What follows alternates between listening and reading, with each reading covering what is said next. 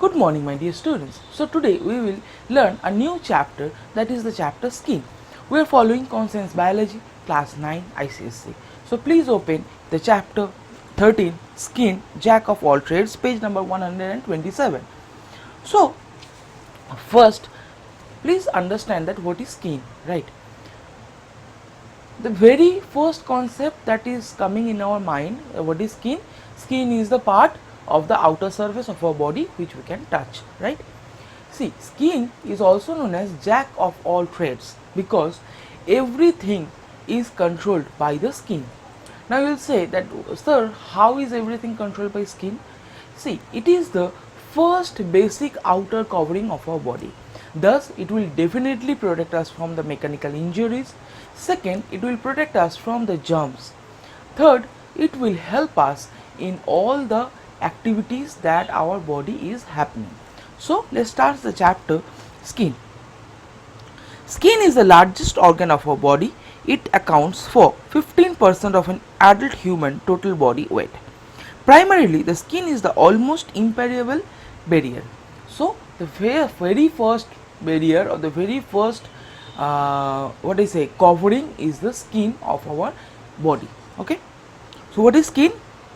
Skin is the outermost covering of the body. It is stretched all over in the form of a layer. There are many structures and glands derived from the skin. Now, what is the function of skin? So, there are four functions of skin. What are they? Number one, not four functions. So, we can say that there are several functions of skin. So, the number one is protection. Definitely, it protects us. How? It protects us from mechanical shocks, prevent excessive loss of water, protects the body against excessive ultraviolet light. So, this is the part of protection. Next, sensation. Definitely, it is one of the vital sense organ in our body, right? Because if we touch, we can feel the touch, right? So, it is a sense organ. Our skin serves as a sense organ for touch, pain, pressure, heat, etc. Now, sensation is done. Now is temperature regulation. Definitely, our skin regulates the body temperature. How? The skin prevent loss of heat in cold weather and facilitate loss of heat in hot weather. You will read about the actual mechanism of temperature regulation later in this chapter. Now, storage of food. Definitely stores the food. The skin stores reserve food in the form of layer of fat containing special cell. Excretion.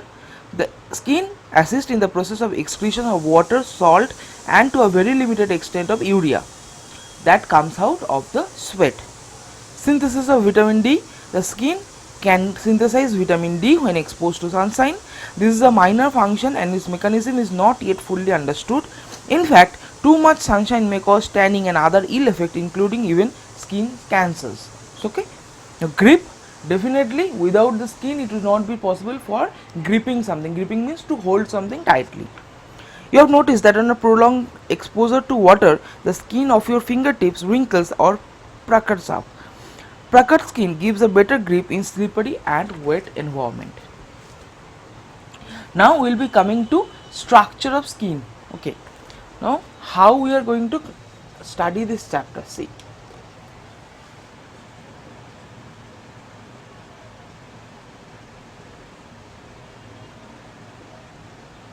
So, structure of skin, there are two main structures. What are they? Number one is skin proper,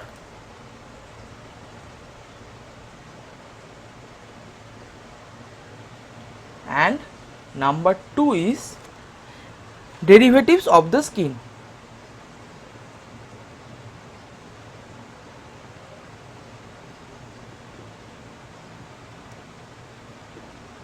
Okay. Now, skin proper consists of epidermis and dermis.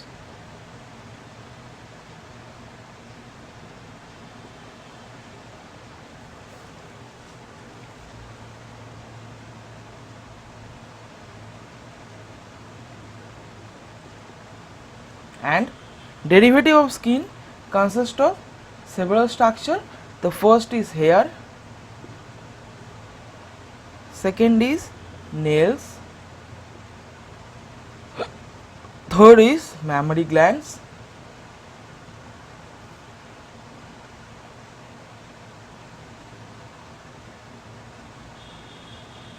Fourth, sweat gland.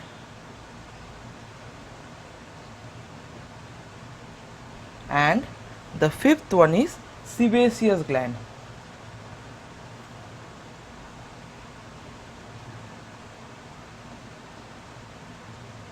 Okay, so these can be known as the structure of skin that we will be studying in this particular chapter. Okay, in this particular chapter we will be studying about skin proper, derivative of skin. Now skin proper consists of epidermis and dermis. Derivative of skin consists of hair, nails, mammary gland, sweat gland and sebaceous gland. We will be studying in detail about these particular things. Now the very first part is the skin proper. Microscopically, the skin proper is composed of two layers. What are they? Epidermis and the inner dermis. Now we will be again segregating this into epidermis in skin proper into two parts, epidermis and dermis. Okay, it is already written there. Epidermis. The epidermis is the outer thinner part of the skin. It is formed of a stratified epithelium piled up layer after layer. At places the epidermis becomes thick and hard as on palms, shoes and especially on the heels. It is devoid of blood vessel at all the places. The epidermis shows three regions there or depth wise: outermost cornified layer, middle granular layer and inner malpighian layer. These are the three parts depth wise of epidermis. Okay, in some part epidermis are thin, but in other parts epidermis are very hard. You know, that is in our palms, in our hand palms and in our toes. So number one is cornified layer or the stratum corneum. Is the outermost layer of consisting of several piled up layers of the flattened dead cell. These cells are made up of fibrous structural proteins called keratin. Now you have already heard about keratin in our hairs, right? You have heard that keratin shampoos containing of keratins. Now several parts contains of keratin, but it is actually the cells are made up of fibrous structural proteins, and these proteins are known as keratin. Its cells are continuously worn away or shed and are replaced from beneath by those arising of the deeper malpighian layer. The cornified layer is tough and often resistant to three things. What are they? Mechanical damage, bacterial infection, loss of water by evaporation. So these are the three protection that this cornified layer gives.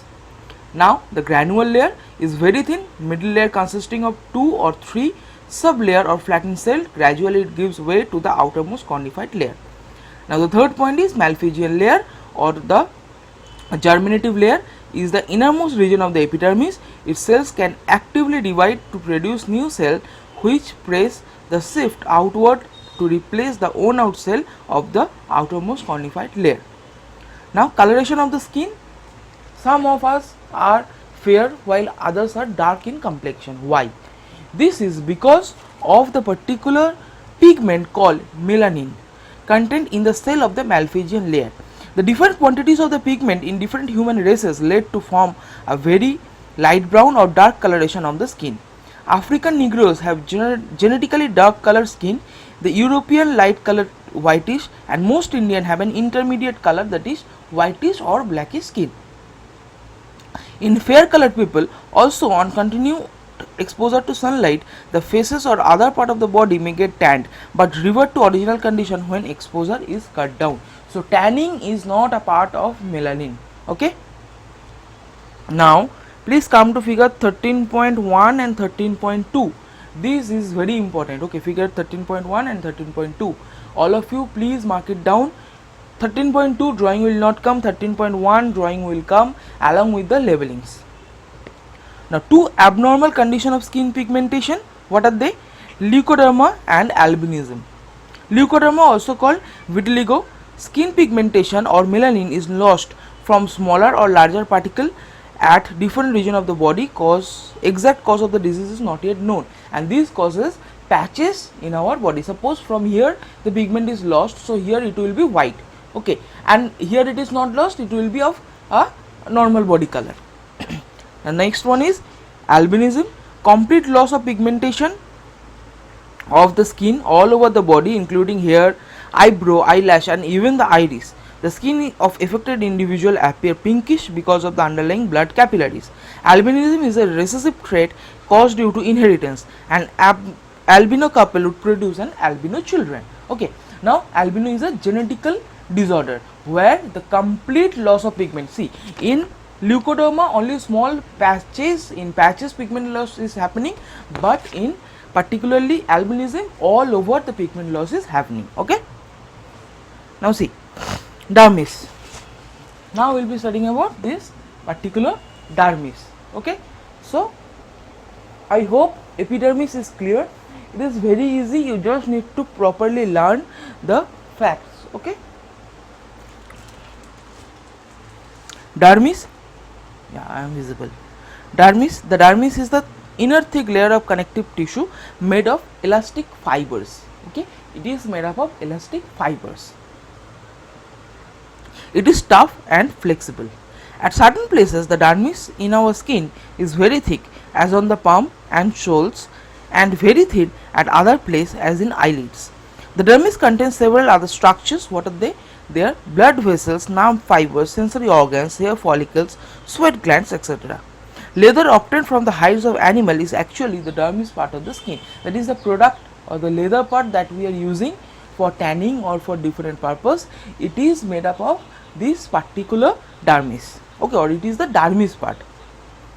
The outer region of the dermis, which lies next to the epidermis, is raised into numerous small processes called papillae, which contain blood capillaries and nerve endings.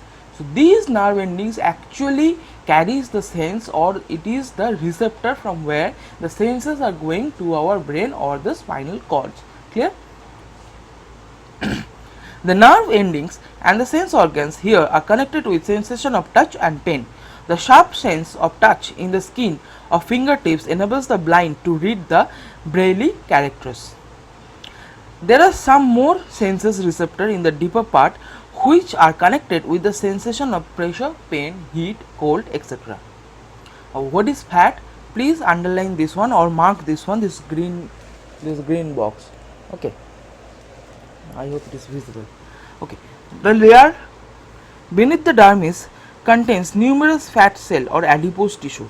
This subcutaneous fat not only serves as a food reserve but also as a heat insulating layer as well as a shock absorber. Clear? Now we will come to the derivative of skin, that is hair, nails, mammary glands, sweat glands, sebaceous glands. What are they?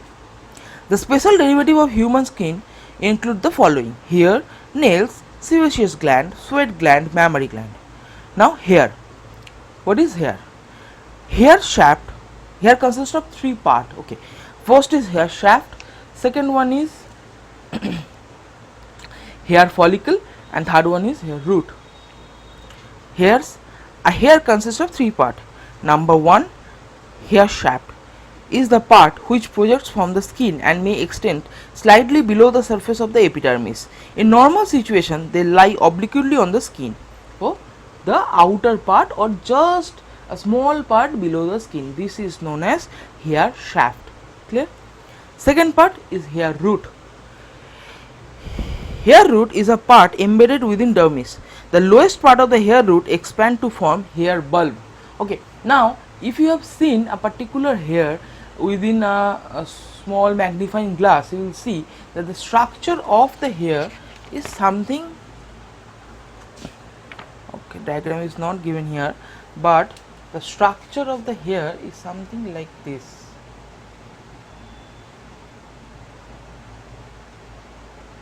Okay, this is something like this, the structure.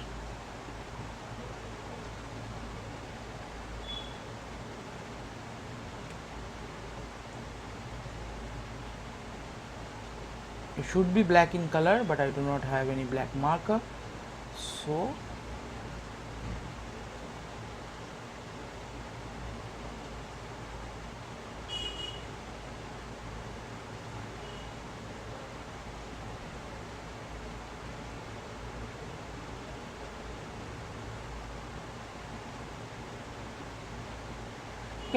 this should be a hair. Now if we say the skin to be like this, so which part would be which one? See, the very first is hair shaft, this one, or it comes, see, up till this.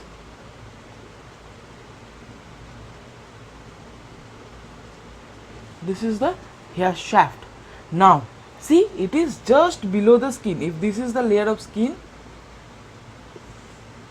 okay, if this is the layer of skin, just below it is the hair shaft, and after that this part is known as what? This part is known as hair root,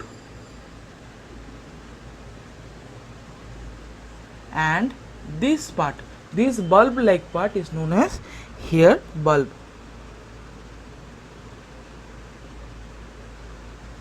Okay.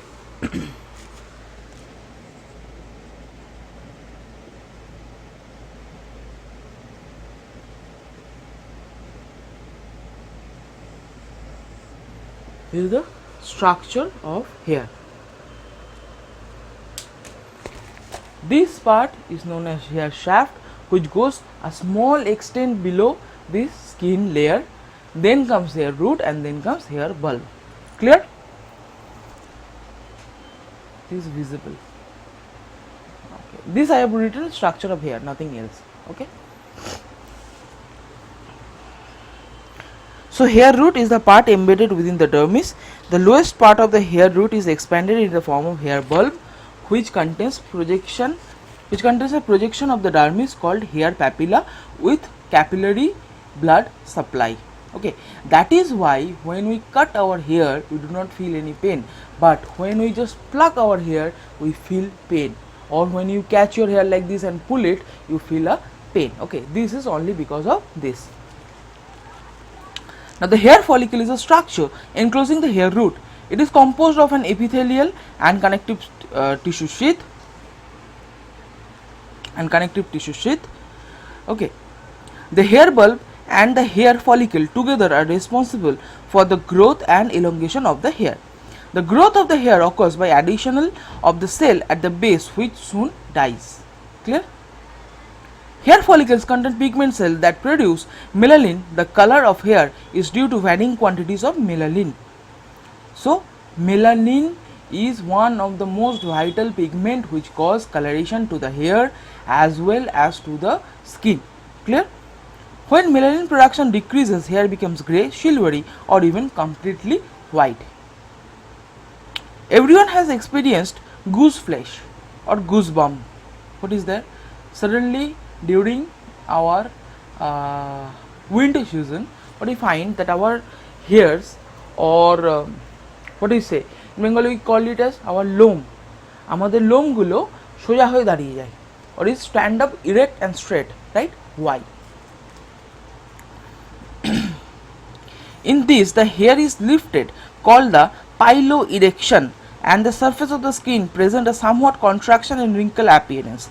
This is caused by the erector, or also called the arrector muscle of the hair, which runs obliquely between the hair follicle and the outer part of the dermis. This is because our hair contains a muscle which is known as arrector muscle or erector muscle.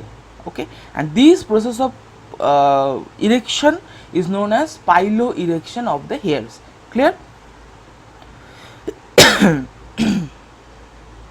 Okay, the contraction of these muscles at one end pulls the hair to a somewhat vertical position, and at the other end depress the epidermis. Hair in human beings are continuously lost and regrown. The duration of scalp hair is 2 to 5 years, and that of eyebrow and eyelashes are 3 to 5 months. Underline this. Hairs from the different part of the body, head, chest, armpit, beard, nose, etc., show subtle differences. These are helpful in forensic or crime detection investigations. Clear?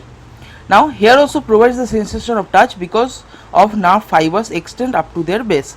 There are hairs along the edges of the eyelids to prevent the entry of foreign particles. Similarly, there are hair in nose again to prevent dust particle from entering nasal passage. Facial hairs in human males, that is mustache and beard, help in distinguishing the male sex or the sexual dimorphism, right? Now we will be coming to nails. I hope this hair part is clear. This is the structure of hair. Okay, I hope there is no confusion. Just look it out for a minute.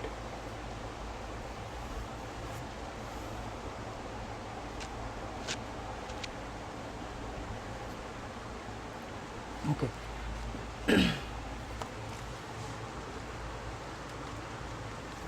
Now the nails, page number 130. Okay, nails are hardened keratinous plate-like structure which grows as dead cell from the nail root. So this is nail, right? When an open pore in the skin get clicked with the dead cells and sebum from sebaceous glands, it black upon oxidation by the air, hence it is called as blackhead. Now a nail has three parts. There are three parts in a nails. What are they? Plate, bed and matrix. Plate, it is the harder part, and the outer part of the nail, it is made up of dead keratinized cell, that is the part that we grow and we cut. Bed, it lies below the nail plate, that is the middle part, and matrix just lies below the skin surface at the base of the nail. It is usually visible as whitish half moon at the base of the nail. It produces new cell which on maturation pushes out the older cells towards the tip of the cell of the nail and cause growth of the nail. Clear? Now we will be learning the mammary gland. What is the mammary gland? The mammary gland or milk gland are modified sweat glands. These glands are present both in males and females. But in males they persist only in a rudimentary state, whereas in female at puberty they enlarge in the form of pair of breast. Each breast carries a central conical projection called nipple. Please underline this part. 15 to 20 milk ducts open on the nipple. Each milk duct is continued inward in a branching manner to join a cluster of 15 to 20 lobes of the mammary gland. The activity of mammary gland. So what is the activity of mammary gland? Questions will come. The activity of the mammary gland is to related to the reproductive hormones or prolactin and pregnancy. The milk secreted by the mammary gland is highly nutritious for the newborn baby. This structure of sectional view, that is B, figure 13.3 B part, this will come for labeling. Okay. Now Meibomian gland, these are modified sebaceous gland which opens on the margin of the eyelids. The secretion is oily and serves to lubricate the margins of the eyelids and prevent the overflow of tears.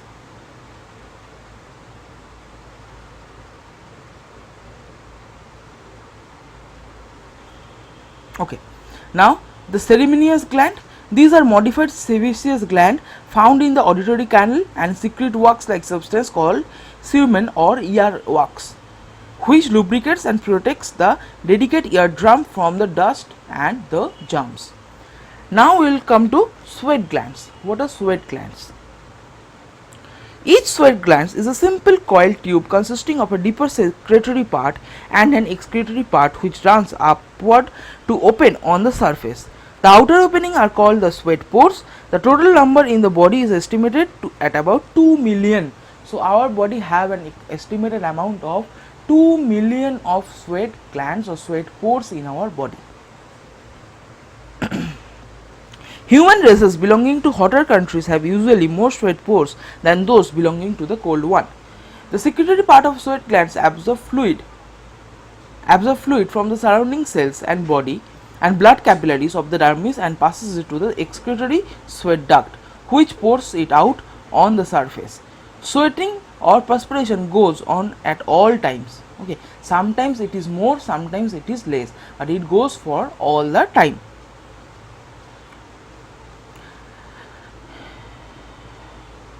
The major function of sweating is to lose body heat by evaporation. Sweat consists about, please underline this one, this point is very important. Sweat consists about 99% of water, 0.2 to 0.5% of salts and traces of urea, that is 0.08%. Traces of urea is very less. The urea lost through the sweat is about 1% of the total urea excreted in the body. Now, what is cold sweat? Questions comes like that. What do you understand by cold sweat?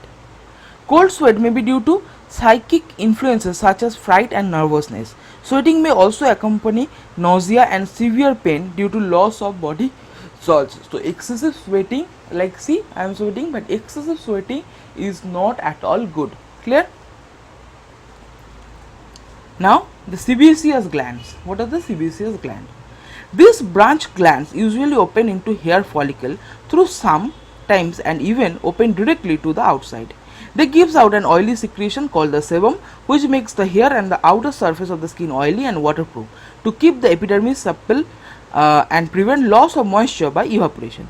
In cold and dry weather, the skin may become rough and leaves a powdery substance when scratches. It is due to the reduction secretion of oil from the sebaceous gland. In hot and humid weather, the skin becomes extra oily due to an increased secretion of the sebum. So, sebum is the oily secretion in our skin. Now, many of us have a particularly less oily skin, while many of us have a high oily skin. Okay, this is only because of this particular sebaceous gland or the secretion, oily secretion in our body. Now, three common problems related to sebaceous gland. These three common problems are very common, we all have that, and it is very important. So, please mark it down. Pimples. Sebaceous accumulation causes growth of bacteria because it is nutritive, gets infected and result into formation of boils and pimples. Acne.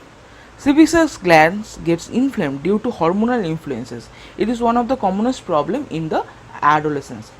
And blackhead. When an open pore in the skin gets clogged with dead skin cells, the sebum in turns black upon oxidation by the air and is called blackhead. Clear? Now we will come to the last part of the chapter, that is skin and heat regulation of the body. How is the skin regulating heat and temperature of the body? We will be learning that. All mammals including human are warm blooded, that is endothermal, body heat generated from inside. So, we all are endothermal or warm blooded animals. So, are the birds. They all maintain a more or less constant body temperature even if it is very cold or very hot outside. So, our body temperature always be always be constant, okay, be it hot outside or cold outside. How is this temperature regulating? It is regulating because of the skin. The body temperature of cold-blooded organism fluctuates with the environmental temperature. This means that they must somehow escape both condition of too hot or too cold environment, and thus they hibernate or aestivate, as in case of frogs. Human body is usually about 37 degree in mouth and 1 degree higher in the rectum and about 1 degree lower at the armpits.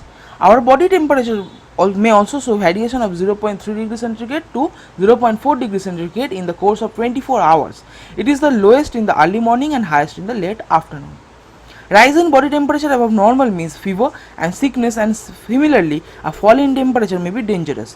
A suitable or optimum temperature of, please underline this one, 35 degree centigrade to 40 degree centigrade is essential for normal body activity, especially for the action of enzymes. The working of enzyme is slowed down with the lowering of temperature, while higher temperature destroy the enzymes altogether. Clear? Now see heat production. There are many sources of heat production in our body. Chemical reaction occurring in all the body. Most of the heat produced in our body comes from the activity of our muscles. That is, like if we are running, if we are walking, then heat production will be higher. A small amount of heat comes from the ingestion of hot foods and beverages. For example, if we drink hot tea or hot coffee, we feel a little hot inside, and we can feel it especially during the winter days, right? Now heat loss. Heat loss is heat lost from our body through the following four channels. What are the heat loss part, or how is heat lost from our body? They are from these four parts. What are they? Number one, skin. About 85% of the body heat is lost through the skin by convection, conduction, radiation and through evaporation of sweat. Lungs, heat is lost in the warm air which is breathed out. Urine and feces, these substances are eliminated at body temperature. And foods, heat is also lost when cold food, water or cold beverage is taken into the body. Now temperature regulation, this is the very last part of your chapter. What is temperature regulation? The principal heat regulating center is located in the hypothalamus, that is here, a portion of the forebrain. This part acts like a thermostat. When the body tends to cool below the normal temperature, it switches on or speed up the heat producing process, and when the body tends to get overheated, it accelerates the cooling process and switches off the heat producing processes. Clear? Now you know cold weather, when outside temperature is low, the blood vessels get narrowed or vasoconstriction. Please don't get confused. This reduces the blood supply to the skin. As a result, there is less loss of heat by convection, conduction and radiation.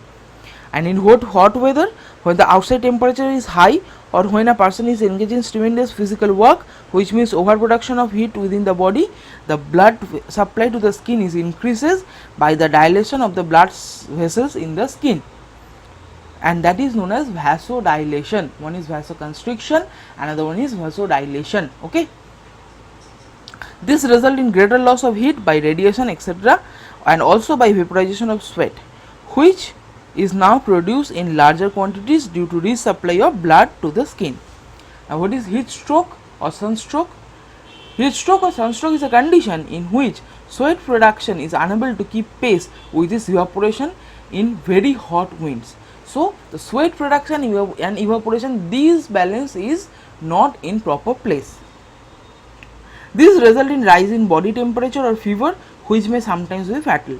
Drinking a lot of water and taking a little more of salt in summer is good precaution against heat stroke.